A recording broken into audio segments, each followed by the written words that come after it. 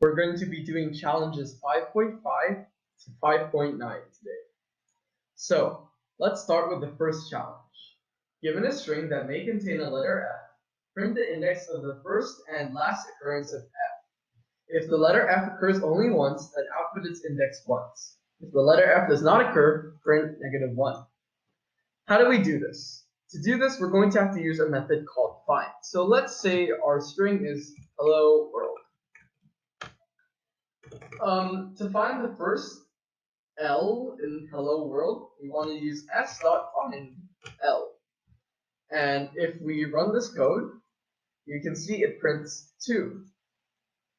So the thing is, how do we find the last occurrence though? And the trick is to use a method called rfind. And rfind finds the last occurrence of a substring, or character in our case, in a string. So if we run this code, instead of 2 it prints 9, because the last L is 1, 0, 1, 2, 3, 4, 5, 6, 7, 8, 9 from the start, so its index is 9. How do we solve this problem though?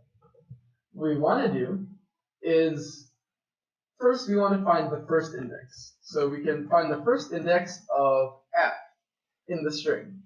So first index equals s.find F. Right. And if the letter F does not occur, so if the first index can't find F, if we can't find F, then for the first index, or the output of this function will be -1. So if first index equals -1, which means there's no F, then we want to print -1. Otherwise, we want to find the last occurrence of F. So last index is equal to s.rfind, using that new method, F. And if the letter F occurs only once, then output its index once. How do we know if the letter F occurs only once? That's if the first index is equal to the last index, because that means that they're referring to the same character, so it appears only once. In that case, we can just print first index. Otherwise, we want to print both the first index and the last index, and we do that by inserting a comma between the two. So first index, comma, last index. And this should give us the correct answer. So if we submit it, oh, what's wrong? Oh, looks like I forgot to set this to the input. Sorry about that. Now it should be working completely fine. So let's move on to the next topic. Given a string that may contain a letter P, print the index of the second occurrence of P. If the letter P occurs only once, then print -1, and if the string does not contain the letter P, then print -2. How do we go about this problem? So the first thing we want to do is we want to find the first index of the letter P, and we can do that using find again. So first index, just making a variable, is equal to s.find the letter P. Now, if the string does not contain the letter P, then print -2. If it doesn't contain the letter P, then s.find, or the first index, will equal -1. So if the first index is equal to -1, then we want to print -2. Otherwise, let's see. We want to try and find the second index. And how do we do that? We want to slice the input string into another, we want to create another string from the input string that contains only the characters after the first time we see P. How do we do that? So we can make a new string is equal to S, and we want to slice it, so we start from the first index plus 1. And what that will do is it will take all the characters just after the first index. So say this is the first index over here in the appropriate. It will take all of these characters and make a new string. Right. Now we want to find the second index. And to do that, we go second index is equal to our new string dot find P. So this will search the new string we created, which did not include the first occurrence of the letter P, for the letter P again. So if the letter P occurs only once, then print -1. So if we can't find P, this will be -1, and second index will be -1. So if second index equals -1, then we want to print -1. Otherwise, well, what do we print? We actually have to print the first index plus the second index plus 1, and here's why. So say our string is appropriate. So the first index will be 1, because that's where the first p appears. Now what will new s be? New s will be everything after that. So it will be appropriate. And then our second index, where's the second p here, will be 0. Because we're searching the new s, and we'll find the letter p at the index of 0, so the second index will be 0. So what's the actual index of the second p? As you can see, it's 2. And that's why we have to add the first index, which is 1, to the second index, which is 0, and we have to add 1 on that to account for the one letter we cut. So if we run this code, we should now see that it works. Good. Now, on to the next challenge. So, we are given a string in which the letter H occurs at least twice. And we want to remove from that string the first and the last occurrences of the letter H, as well as all of the characters between them. How do we do that, you might ask? Well, we want to combine some of the string methods that we've already learned. So first, we want to get the first index of the letter H in the string, which we can find by s.findH. And we want to get the last index of the letter H, which is s.rfindH.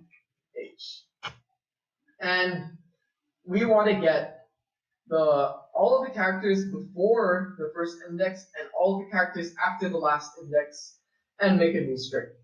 So how do we do that? Well, let's call like first string, and we'll make this all the characters that are before the first index of H. So we can do that by using colon first index. So this gets this, s colon, s square brackets, colon first index, because this will get all of the characters in s until the first index. Remember that this is exclusive, which means that it will not include the first index in the new string. Now we want to get the last, we want to create another string called last string, which is s, and then we can get from the last index plus 1, because remember, this is inclusive, so it will include this last character, which would be this O, until the end of the string.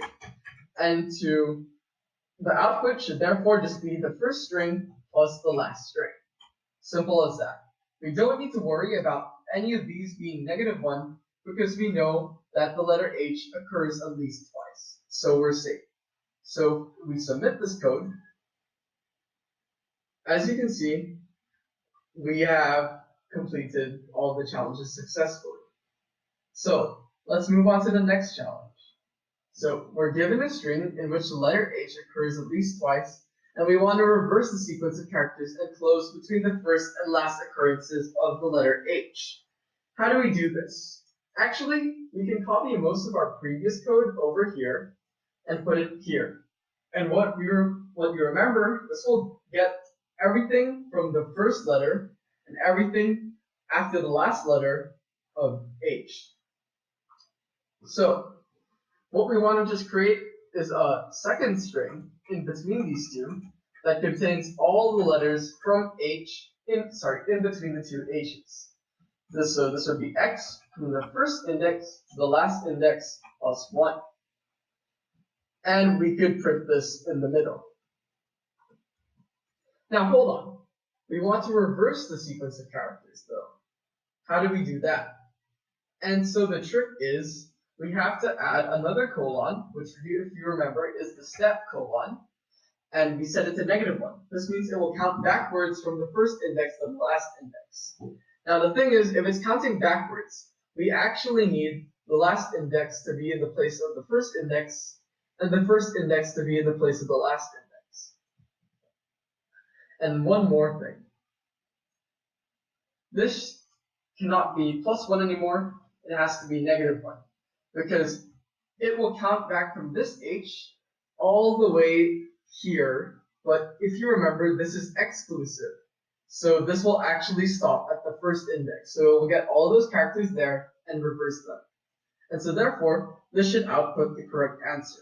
Let's see. Ooh, what's wrong? As we can see, it did not get any of the characters. What's the problem? The problem is that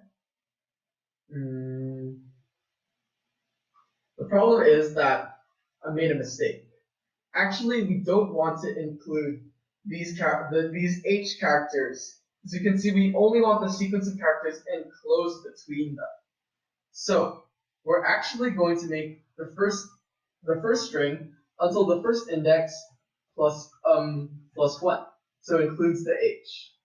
The second string will be the last index minus 1, so it doesn't include the last H until the first index. And the last string will be from the last index onwards. And now this new code should work. And as we can see, we've executed the code perfectly. Now, onto the final challenge. So, given a string, replace in the string all the numbers 1 by the word 1. How do we do that? And so we have to use a method called replace. So say our string is hello world. And we want to replace all of the L's in the string with O's. How do we do that? We have to use s.replace, and we want to use, what do we want to replace? We want to replace the letter L, and what do we want to replace it with? We want to replace it with the letter O. And as you can see, if we run this code, then it will replace all the letters L with the letters O.